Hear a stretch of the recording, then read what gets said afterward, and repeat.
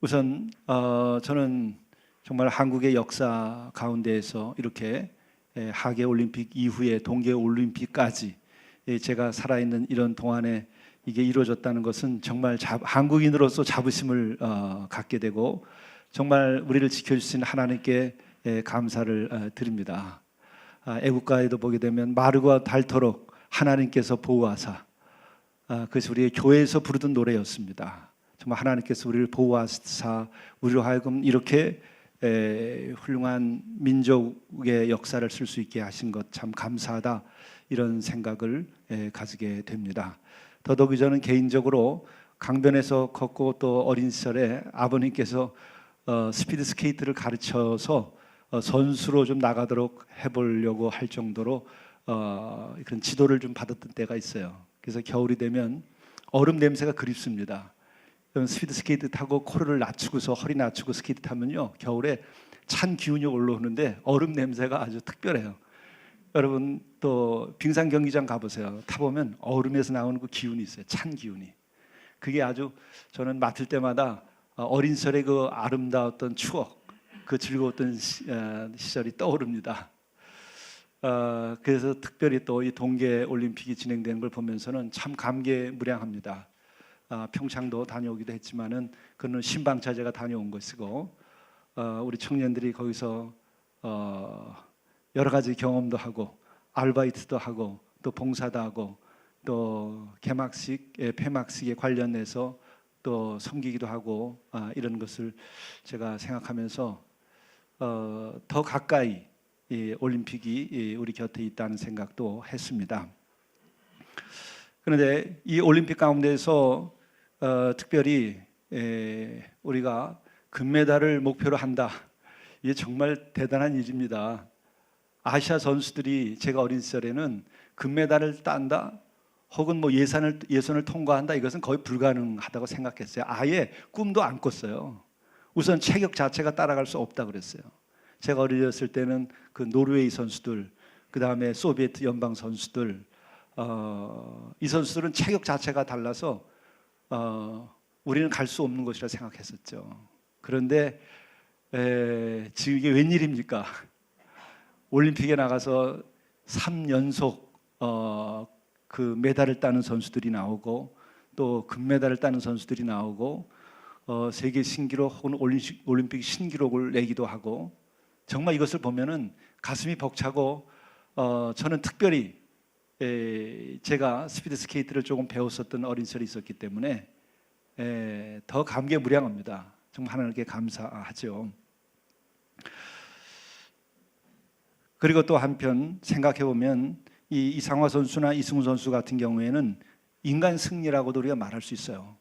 12년 동안 세계 최정상의 수준을 유지하려면요, 수도사적인 생활에 가까운 그런 생활을 하지 않으면 세계 정상을 유지할 수 없습니다. 먹는 거, 입는 거, 자는 거, 일상의 생활, 또 음주, 흡연, 이런 것에 손대면요 끝나는 거예요. 음주, 흡연하고 또 불규칙적인 생활, 그러면 세계 수준에서 그는 근처에 가지도 못해요.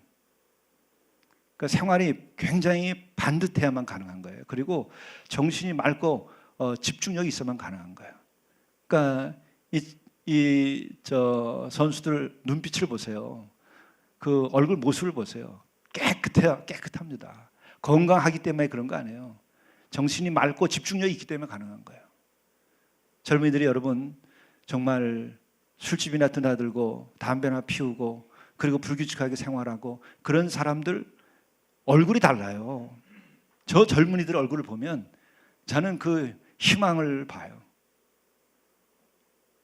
저들이 우리들에게 또한 국민의 한 사람에게 희망을 주는 걸 생각하더라도 정말 저들은 대단한 일을 하는 겁니다. 우리 박수를 쳐야 돼요. 그리고 또 하나는 우리들의 자녀들, 또 우리들의 젊은이들, 이런 생각을 하면 우리가 자부심 가질 필요 있어요. 그리고 또 한편 생각을 해보면 저들에게 계속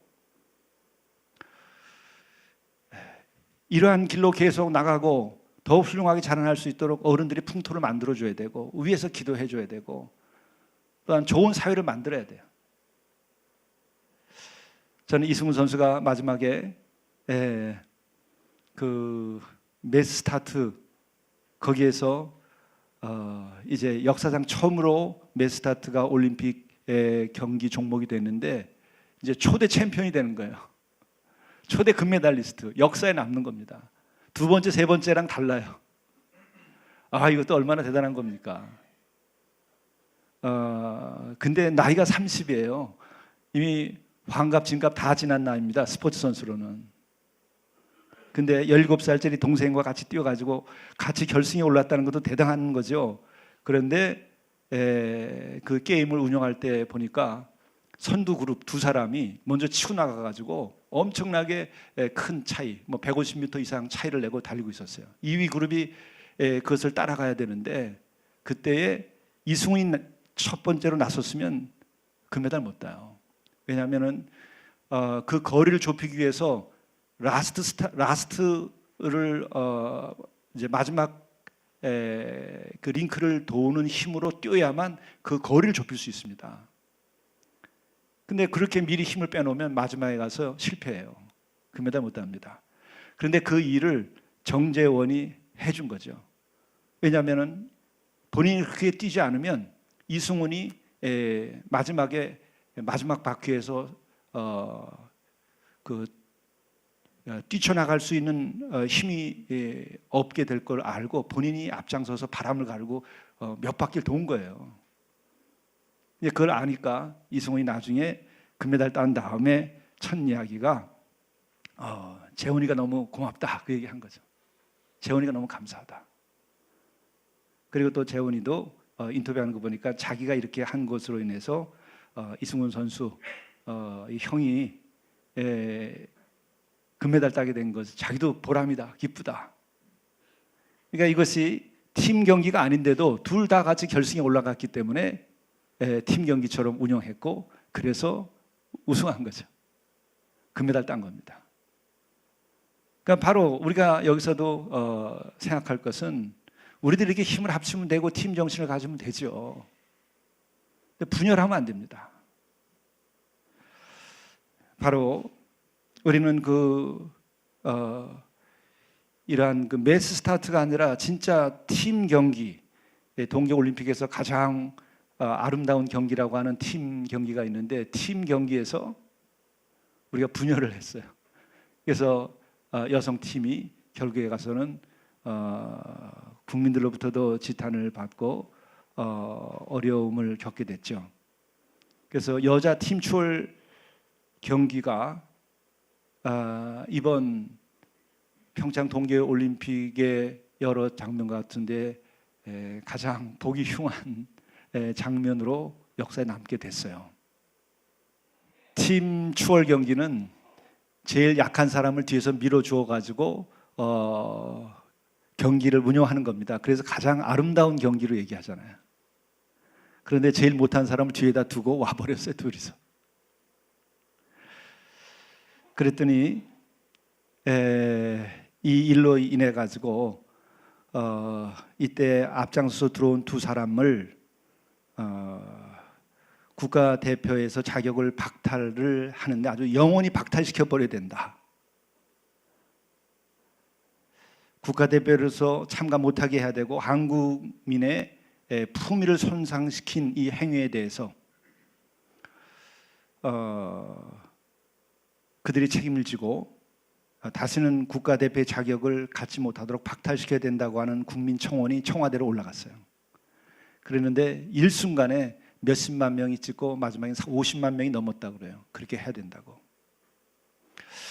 여러분들은 그것을 보면서 어떤 생각을 여러분 하셨나요? 저도 저 팀 추월 경기를 봤는데 우선 나 뜨거웠어요. 어떻게 팀 경기를 저렇게 하나? 그런데 저는 즉각적으로 느꼈습니다.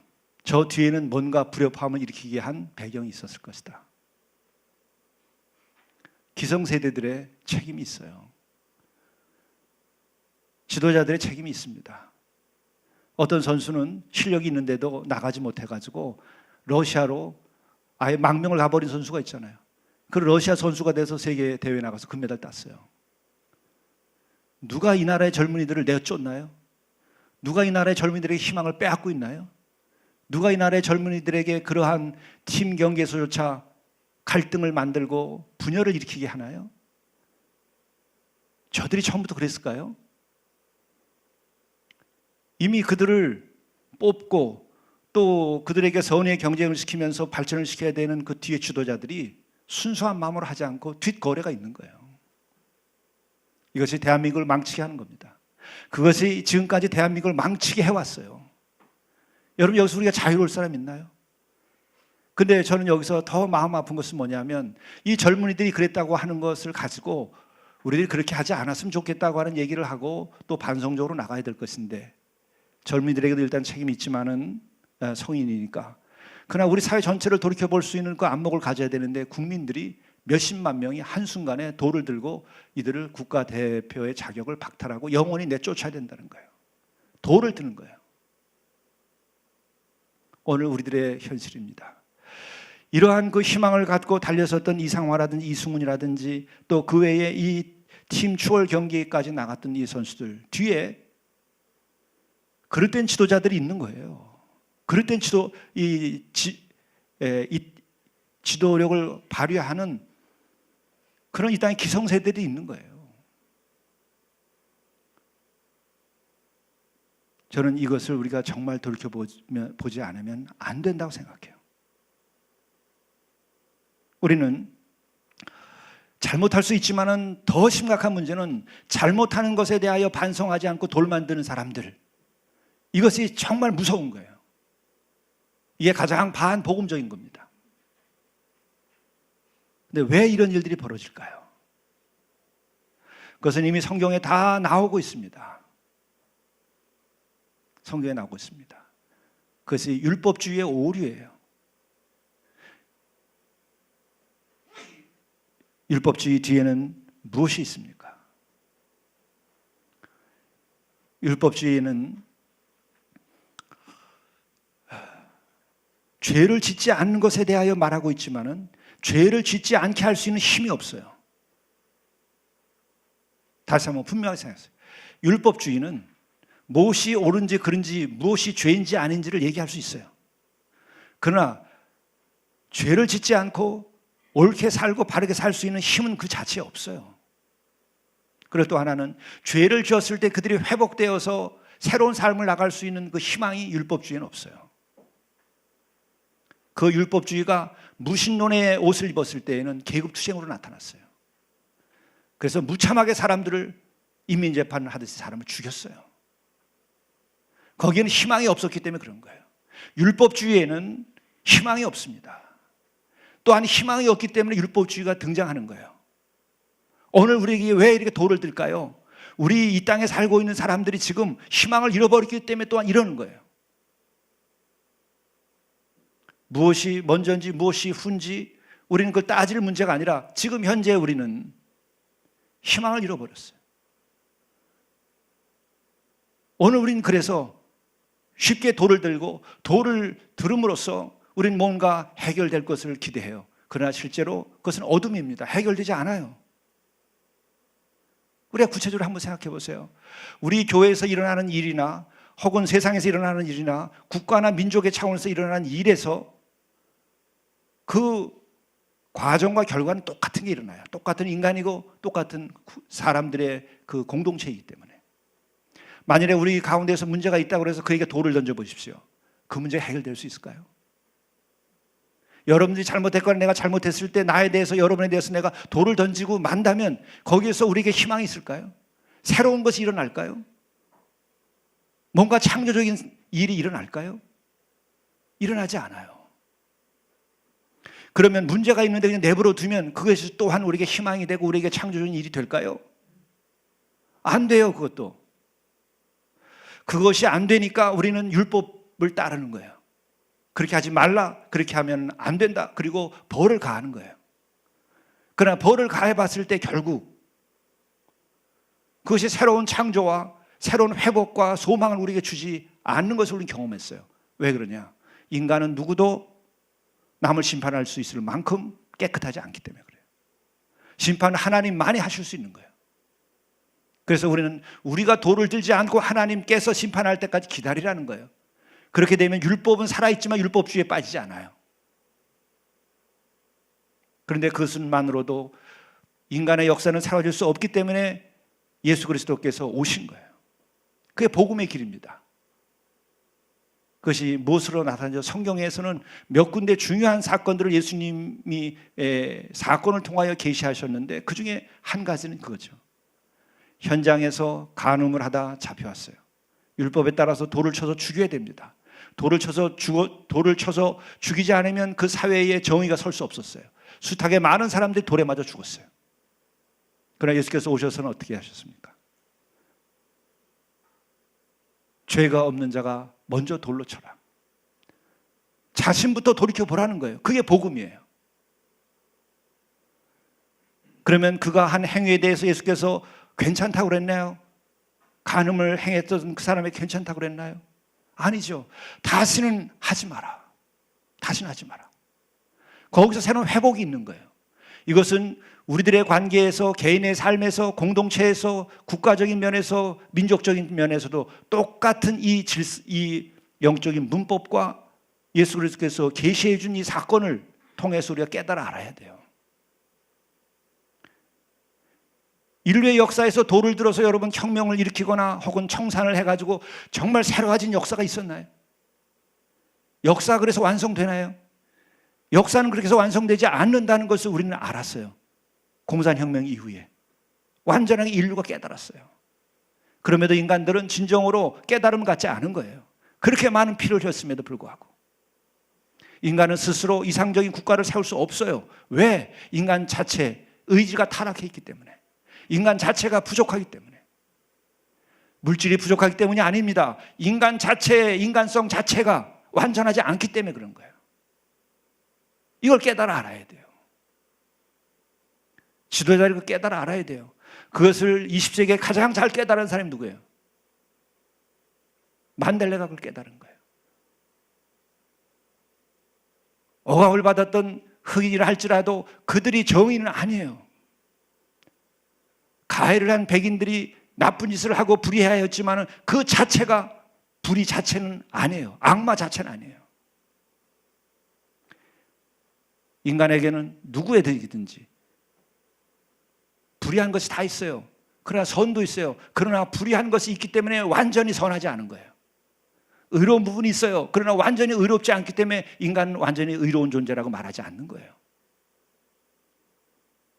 이 인간에 대한 진정한 이해가 있어야 돼요. 성경은 분명하게 우리가 말합니다. 하나님의 형상대로 우리가 지음받은 존귀한 존재이지만은 우리는 타락해 있다는 거예요. 우리는 부족하다는 거예요. 완전하지 않다는 거예요. 우리는 다만 완전을 향하여 간다는 거예요.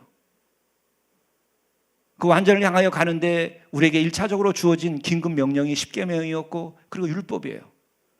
그러나 그 율법이 구원하지 않는다는 것을 알잖아요.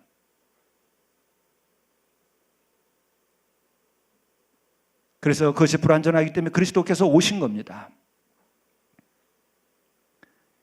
이러한 인간에 대한 이해와 역사에 대한 이해를 갖고 또 성경의 이 진리의 말씀, 이 계시를 우리가 알아야 돼요. 우리 민족의 문제를 어떻게 풀까? 오늘 우리 남한 사회의 문제를 어떻게 풀까? 남북 평화의 문제를 어떻게 풀까? 여러분 어떤 이데올로기로 해결될 수 있을 것 같아요? 어떤 계층에서 어떤 그 권력을 가진 사람들이 이 문제를 해결할 수 있을 것 같아요? 말씀으로 돌아와야 돼요. 가늠한 여인이 현장에서 잡혀왔을 때에 하신 말씀을 그대로 우리가 적용해야 돼요. 죄 없는 자가 먼저 돌로 쳐라. 우리 자신부터 돌이켜 봐야 돼요. 우리가 정말 민족을 위하여서 어떤 선행을 한 일이 있나요? 우리가 이웃을 위해서 우리가 얼마나 많은 것을 내놓았나요? 얼마나 내가 의로운 삶을 살아왔나요? 가난한 자를 위하여 우리가 얼마나 많은 것을 내주었나요? 지금 정의를 말하는 사람들이 개인의 재산을 공개하게 됐을 때 그들이 정말 불의함 없이 부를 축적했나요? 가진 것을 나눈 게 있나요? 다 똑같잖아요. 다 똑같은 시대에 불의하게 돈을 모았고 다 자기의 욕심을 채워왔고 그랬는데 왜 다른 사람을 향하여서만 돌을 들죠? 그러니까 죄 없는 자가 먼저 돌로 쳐라 하는 거예요.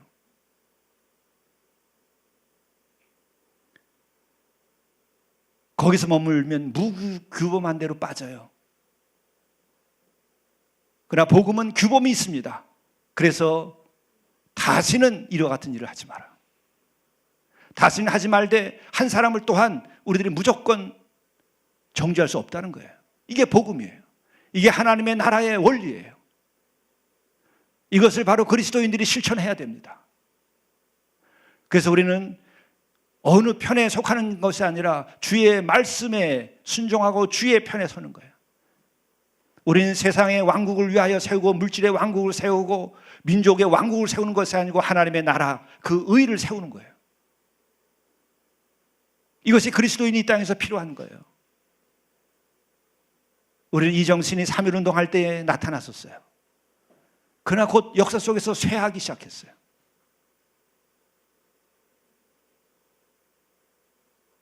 기미 독립 선언문을 보게 되면 그 속에 이 그리스도의 사랑과 평화가 감춰져 있습니다. 최후 1인까지 마지막 한 사람까지 우리가 목숨을 걸고 순교하는 마음으로 나서야 되지만 우리는 끝까지 평화를 도모하고 우리는 미움 없이 하자는 거예요. 어떻게 보면 이건 정말 강경론자들이 보게 되면은 너무나 분명치 아니하고 속 시원하지 않은 것처럼 느껴질 수 있어요. 그러나 여기에 진리가 있는 겁니다. 근데 왜 우리들은 이렇게 율법적으로 금세 바뀌게 되는가? 나를 왜 돌이켜보지 못하는가? 왜 나를 돌이켜볼 수 있는 그런 여유와 그런 영적인 능력과 그리고 인내하고 남을 수용할 수 있는 힘이 없을까? 그건 뭐죠? 우리 안에 약속이 없기 때문에 그래요. 이 민족이 하나님이 택하셔서 반드시 복되게 할 것이고 이 나라의 진정으로 하나님께서 그 나라와 그의 의를 실현하셔서 평화로운 나라를 만들 것이라고 하는 약속을 이 백성들이 믿지 않기 때문에 그래요. 다시 말하면 절망이 우리를 지배하고 있기 때문에 약속 없음에 그 역사를 우리가 살아가고 있기 때문에 우리는 좌절했고 절망했고 그래서 남는 것은 분노뿐이에요. 혹은 우리는 한탕 해먹는 거예요. 힘을 가졌으면 해먹고 힘을 가졌으면 남을 칩니다. 가졌으면 더 많이 갖는 것으로 목표를 삼아요. 왜? 약속이 없기 때문에. 약속이 없으면 우리에게 남는 것은 절망이에요. 그 절망은 우리에게 탐욕으로 이끌어가요. 절망이 있으면 우리들에게 탐욕이 성취 못하게 되면 우리는 남들을 공격하고 분노하고 남들을 짓밟습니다. 정죄합니다. 이것도 저것도 다 길이 아니에요. 우리에게 필요한 것은 약속이 있어야 돼요. 이스라엘 백성들이 2000년 동안 나라를 잃어버렸어요. 그러나 그들이 다시 나라를 세울 수 있었던 건 뭐죠? 그들에게는 약속을 믿는 믿음이 있었던 거예요. 어떻게 민족이 다 해체되지 않고 민족이 그렇게 살아있을 수 있죠? 여러분 2000년이 아니라 몇백 년 전에도 만주에도 여러 종족들이 있었지만 다 사라졌어요. 그 종족들은 이스라엘 사람들보다 훨씬 더 많은 숫자였지만 그들은 다 사라졌어요. 왜? 그들에게는 약속이 없었어요. 그들에게는 하나님에 대한 경외심과 믿음이 없었어요. 오늘 대한민국 여러분 언제까지 이 나라가 존속할 수 있을까요? 우리가 이미 인구 절벽을 얘기하면서 이미 나라가 사라질 것을 말하고 있어요. 우리가 만일에 정말 천국 갔다가 한 500년쯤 후에 네 살던 곳으로 한번 가보라 그래서 하나님께서 오시면 여기 아마 우리같이 얼굴 이렇게 노란 사람 한 사람이 없을지도 몰라요. 어떤 사람이 여기 살고 있을지 몰라요. 그런 거예요. 역사라고 하는 것은. 영원해요? 영원하지 않습니다. 우리에게 있어서 정말 우리의 민족이 여기서 항구적으로 살기를 원하면 하나님을 경외하고 하나님께서 주신 약속을 가지고 우리가 그 믿음 가운데 살아갈 때만이 우리는 이 땅에서 존속할 수 있어요. 우리의 정체성이 해체되지 않을 수 있어요. 하나님을 믿는 믿음과 그리고 그 약속을 믿을 때에 우리는 해체되지 않습니다. 심지어 이스라엘 사람들은 왜 아이를 낳고 그렇게 생활한다고 그러죠? OECD 국가 가운데에서 이스라엘 사람들이 그렇게 문명인 가운데 문명인으로 이 시대를 이끌어가는 그런 브레인의 역할을 하고 리더십을 가지고 있는 그 사람들이 아이들을 몇 명을 낳아요? 5.6명이에요. 한 가정의 평균 수가. 한 가정에 5.6명이에요. 한국은 1.4명. 최바닥이에요. 절망을 상징하는 거예요. 이 수치는. 우리의 절망을 말하는 거예요. 왜? 약속이 없어요. 우리는. 약속이 없기 때문에 한탕주의고 남이 보지 않으면 의를 행하지 않아요. 약속 있는 사람은 그렇게 행하지 않아요. 그래서 우리는 신약과 구약에 나오는 것을 우리가 신약 구약이라고 말해요. 약은 뭐죠? 약속을 말하는 거예요. 예대 약속과 새 약속을 말하는 거예요. 구약은 예대 약속이요, 신약은 새 약속입니다. 그래서 믿음은 곧 약속을 말하는 거예요. 하나님께서 너희를 택했고 너희들에게 복을 주고 너희들과 함께 한다 하는 약속이 있는 거예요. 그 민족에게는. 그 가정에게는 그 약속이 있는 거예요. 여러분의 가정에 약속이 있습니까? 우리 교회 약속이 있습니까? 이 사회 약속이 있습니까? 이 민족의 약속이 있습니까? 그것은 곧 너희들이 믿음이 있느냐 하는 물음과 똑같은 거예요. 기독교의 믿음은 약속이 있는 거예요. 어떤 분이 그러더라고요. 우리 집안이 예수를 믿게 된 까닭은 우리 할아버지가 한학자로서 그렇게 대단한 분이셨는데 온 식구들을 이끌고 예수를 영접하고 왔다는 거예요. 왜 그러냐 했더니 여기에는 약속이 있더라 하는 거예요. 한학에는, 유교 안에는 약속이 없어요. 도덕만 있는 것이지, 군자만 있는 것이지, 군자의 마음속에 약속이 없는 거예요. 개인의 성품이라고 하는 것을 여러분 얼마나 그것이 대단한가요? 어떤 성자가 예수 믿었다 하더라도 그 성자가 완전한가요? 그도 죄인이에요. 더 철저하게 죄의 고통을 느낀 사람들이 성자가 되는 거예요. 어느 군자가 그렇다면 그가 온전한가요? 거짓말이에요. 온전하다면. 그게 율법주의를 말하는 거예요. 율법주의의 이중성을 말하는 거예요. 인간은 하나님 앞에서 죄인일 뿐입니다. 죄인과의 상대적으로 봤을 때 내가 너보단 낫다고 말할 수 있어요. 그게 군자고 그게 율법적으로 온전한 사람을 말하는 거예요. 그러나 하나님 앞에서 죄인 아닌 사람이 아무도 없는 거예요. 절대 선과 절대 거룩 앞에 서는 거예요. 우리는. 그게 믿음이에요.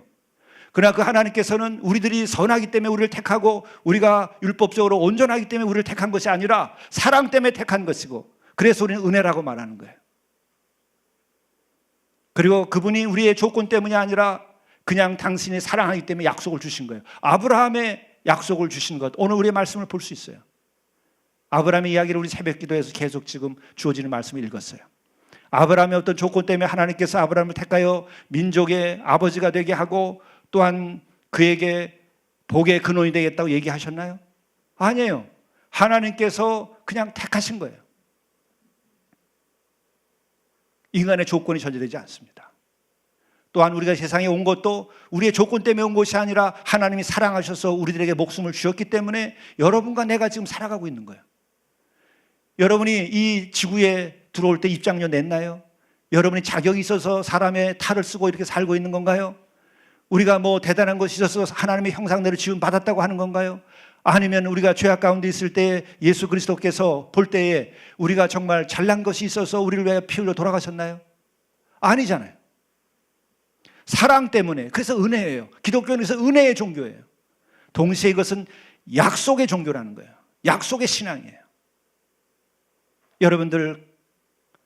여러분들이 이스라엘 사람들이 왜 그렇게 5.6명씩 그렇게 잘난 사람들이 아이를 낳으며 삽니까? 그들에게는 약속이 있기 때문에 그래요. 하나님이 약속하시기 때문에 하나님이 우리를 지킨다고 하는 것을 알고 있어요.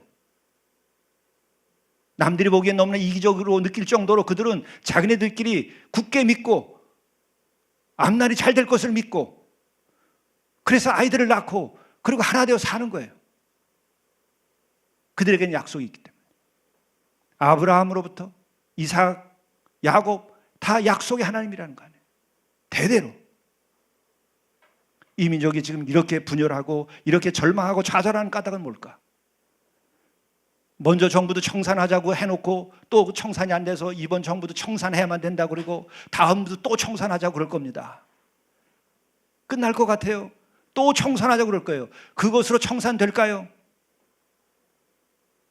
여러분 진정으로 청산하려면 주께 돌아와서 두 가지, 하나는 회개해야 될 일이고 또 하나는 약속을 믿어야 돼요. 내가 너희들을 사랑하고 너희 민족에 복을 주었고 너희들에게 진정한 평화가 온다고 하는 것을 믿어야 돼요. 우리가 진정한 평화에 대한 소망과 믿음이 없기 때문에 이렇게 절망하면서 서로 돌을 던지는 거예요. 우리가 원수입니까? 같은 민족이라면서요. 그러면서 그렇게 증오하고 그렇게 죽여야 됩니까? 어떤 게 같은 민족이죠? 왜 이럴까요? 약속이 없어서 그래요. 약속이 없으면 믿음이 없는 것이고, 믿음이 없으면 소망이 없는 것이고, 믿음이 없으면 사랑이 없는 거예요. 여러분, 믿음 없이 여러분 형제 간에도 부부 간에도 사랑할 수 있나요? 믿으니까 사랑할 수 있죠. 믿음은 근본이에요. 부모를 어떻게 사랑할 수 있죠? 부모를 믿는 거예요. 나를 지켜주시고 나를 낳아주시고 앞으로도 나와 함께 하신다는 믿음이 있으니까 사랑의 마음이 생기고, 또한 그 사랑의 마음은 믿음과 같이 가는 거기 때문에 사랑하면 또한 믿음이 생겨요. 그리고 믿음과 사랑이 있으면 우리에게 소망이 생겨요. 아버지를 볼 때 소망이 있고, 어머니를 볼 때 소망이 있고, 자식을 볼 때 소망이 있어요. 왜? 그 안에 믿음이 있기 때문에. 그런데 이것이 진정 감상적이거나 인간을 근거로 한 심리학적인 것이어서는 금세 사라집니다. 그렇기 때문에 가정이 해체되고 부부간에도 헤어질 수 있는 것이고 부모간에도 남남이 돼버리는 거예요. 그럴 때 우리는 그 믿음이 어디서 시작돼야 되는가? 만물을 주신 하나님께로부터 시작돼야 되는 거예요. 나의 근거한 믿음이 아니고 하나님 아버지의 근거한 믿음이 돼야 되는 거예요. 나의 생각이 아니라 하나님의 말씀에 근거한 믿음이 돼야 되는 거예요. 내가 꿈꾸는 나의 욕심으로 만들어진 약속이 아니라 내가 계시로 받은 약속, 하나님께 주신 그 약속을 여러분이 믿어야 돼요. 이 민족에 그 약속이 임하지 아니했기 때문에 이렇게 되는 거예요. 누가 약속을 받았습니까? 예수를 믿은 사람들이 약속을 받은 거예요. 여러분들이 이 민족에 대한 꿈과 약속을 받아야 돼요. 우리가 이 결례를 복음화하고 또한 이 결례를 평화롭게 하는 데에 우리에게 주어진 약속을 우리가 받아야 돼요. 그걸 믿어야 돼요. 그리스도인들이 흔들리지 않아야 돼요. 그런데 교회도 여러분 얼마나 많이 부패하고, 그 부패했다는 것은 바로 약속을 믿지 않았다는 것이고, 하나님께 대한 경외심이 사라지고 하나님이 주인이 아니라 인간이 주인이 되고 목사가 주인이 되고 장로가 주인이 됐기 때문에 교회가 이렇게 된 거 아니에요. 누가 주인이에요? 주님이 주인이지. 여러분의 생각이 이 교회를 지배할 수 있는 게 아니에요.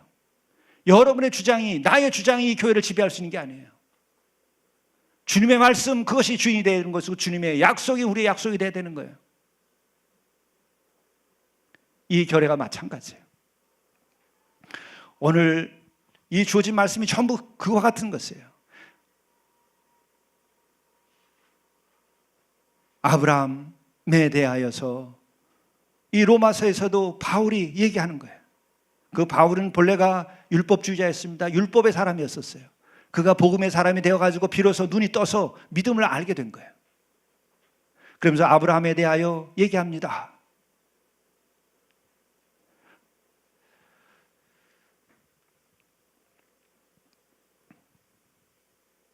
기록된 바 내가 너를 많은 민족의 조상으로 세웠다 하심과 같으니 그가 믿은 바 하나님은 죽은 자를 살리시며 없는 것을 있는 것으로 부르신 이시니라. 그런 하나님을 믿었어요.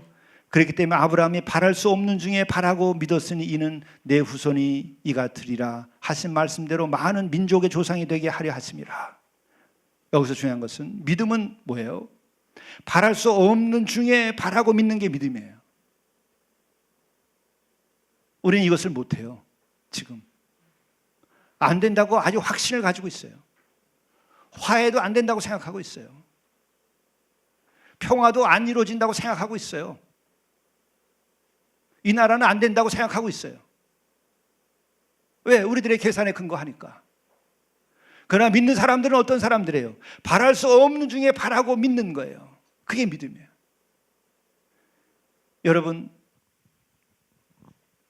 여러분들이 삶의 조건을 가지고 생각하듯이 아브라함이 자기의 삶의 조건을 가지고 생각했다고 한다면 절대로 민족의 아버지 못 돼요. 99에도 아들 하나 못 낳았어요.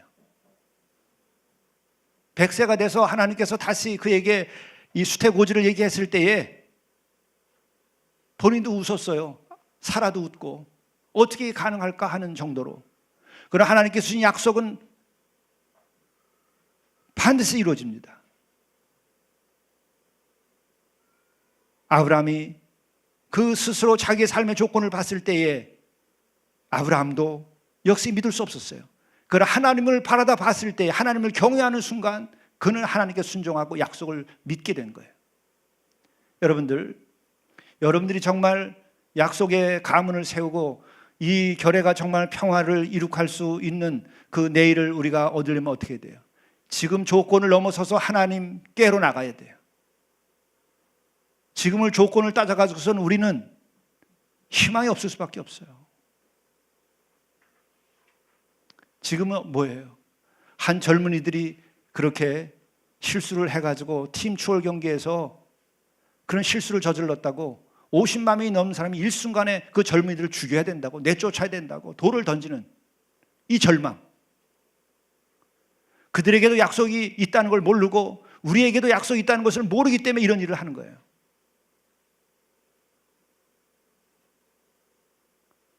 이것이 맞을지 몰라요. 지금 경제적인 조건, 물질적인 조건, 외교의 국제 관계에서 조건, 이 인간적인 조건을 따지면 절망할 수밖에 없어요. 빈부의 격차, 또한 교육 제도, 절망할 수밖에 없어요. 돌을 들 수밖에 없어요. 그래서 남은 것은. 그리고 나만 살아남고 나만 한탕하면 되는 거예요. 희망이 없기 때문에 그런 거예요. 믿음이 없기 때문에 그런 거예요. 아브라함의 99가지도 아들 하나 두지 못했었던, 자손 하나 두지 못했던 처지와 똑같을지도 몰라요. 이때 우리에게 필요한 것은 우리의 상황과 조건을 보는 것이 아니라 약속의 하나님을 보셔야 돼요. 약속의 하나님이 나와 함께하고 내 가정과 함께하고 이 나라와 함께하고 이 결례와 함께한다고 하는 걸 믿어야 돼요. 그래야 길이 있습니다. 구약에도 계속 그 같은 것을 이미 예언자를 통해서 이야기했어요. 또 신약에서는 친히 주께서 오셔서 우리에게 이걸 보여주셨어요. 우리가 이 시점에서 정말 믿음을 회복해야 됩니다. 그 믿음은 뭐죠? 오늘 19절 이하에 나오는 말씀입니다. 아브라함이 그가 100세가 되어 자기 몸이 죽은 것 같고 사라의 태가 죽은 것 같음을 알고도 믿음이 약하여지지 아니하고, 여기서 믿음이 약해지지 않은 까닭은 뭐죠? 자신의 상황이 아니라 주를 바라다 봤기 때문에 그런 거예요. 우리의 주변 상황을 보면 안 돼요. 그걸 넘어서 주를 바라다 봐야 돼. 물론 우리는 우리의 상황을 냉철하게 우리가 파악하고 이해해야 됩니다. 그래 거기서 머무르는 것이 아니라 고개를 들고 우리의 약속의 하나님을 보셔야 돼요. 믿음이 약하여지지 아니하고 믿음이 없어 하나님의 약속을 의심하지 않고 믿음으로 견고하여져서 하나님께 영광을 돌리며 약속하신 그것을 또한 능히 이루실 줄을 확신하였으니 그러므로 그것이 그에게 의로 여겨졌느니라. 그로 인하여 아브라함이 그와 같은 약속을 이룩하게 되고 그 복을 받게 됐을 뿐만 아니라 기록된 것은 아브라함만 위한 것이 아니요 의로 여기심을 받을 우리도 위함이니, 여러분과 나 우리도 위함이고 이 결례를 향해서도 같은 말씀하시는 겁니다. 곧 예수 우리 주를 죽은 자 가운데서 살리신 이를 믿는 자 아니라 하나님을 믿는 자라는 거예요. 그런데 그 하나님은 누구냐 하면 죽은 자조차 살리시는 하나님, 전능의 하나님, 생명의 하나님, 우리를 죽게 내버려 두는 것이 아니라 우리를 죽음으로부터 구원하고 우리에게 영원한 생명을 주시고 복되게 하시려고 하는 그 하나님, 그 하나님이 우리에게 약속을 주셨고 그 하나님을 믿고 나가라는 거예요. 여러분과 내가, 여러분의 가정이 이 결례가 지금 가야 할 길은 그거예요. 여러분, 그 젊은이들에게 돌을 던지던 마음을 이제 우리 씻어야 돼요. 그게 우리 모두의 마음인지 몰라요. 그걸 가지고 우리는 부부 간에도 돌을 던지고 형제 간에도 돌을 던지고 부모와 자식 간에도 돌을 던지고 교회 간에도 돌을 던지고 이걸 가지고 가진 자 못 가진 자들이 같이 돌을 던지고 그렇게 하는 건지 몰라요. 믿음을 회복해야 되고 우리는 그러기 위해서 약속을 믿어야 돼요. 약속은 곧 믿음입니다. 그리스도인에게 있어서 믿음은 곧 약속이요 약속은 믿음입니다. 하나님께서 우리에게 주신 약속, 이 결례를 사랑하시고 이 결례에 진정한 그리스도의 평화를 주신다고 하는 믿음을 가져야 돼요. 그러기 위해서 우리는 돌을 내려놓고 회개해야 돼요. 그리고 우리는 서로 사랑해야 돼요. 서로 관계를 회복해야 돼요. 용서해야 돼요. 그것은 감상이 아닙니다. 그것은 무교범이 아니에요. 죄 없는 자가 먼저 돌을 치고, 그리고 그릇된 이는 다시는 이런 일을 하지 말라고 주께서 얘기하셨어요. 이것이 복음입니다. 이것이 샬롬의 길입니다. 기도하겠습니다.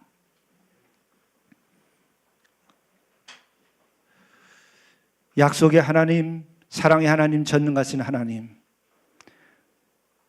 우리가 하나님의 약속을 믿을 수 있게 도와주시고, 믿을 수 없는 때에 믿을 수 있는 참 믿음을 허락해 주시고, 그래서 우리들이 소망 가운데에서 우리 자신을 돌이켜보면서 우리가 책임져야 될 것을 책임지고 회개해야 될 것을 회개하게 인도하여 주시고, 이로 인하여 진정한 주께서 원하시는 그 약속이 이루어지는 평화를 이 땅에 이루게 도와주시고, 그것이 교회 안에 그리고 교회를 통하여 가정과 이 세상에 선포되도록 인도해 주옵소서. 이 모든 말씀 우리 구주 예수 그리스도의 이름으로 간절히 기도드리옵나이다. 아멘.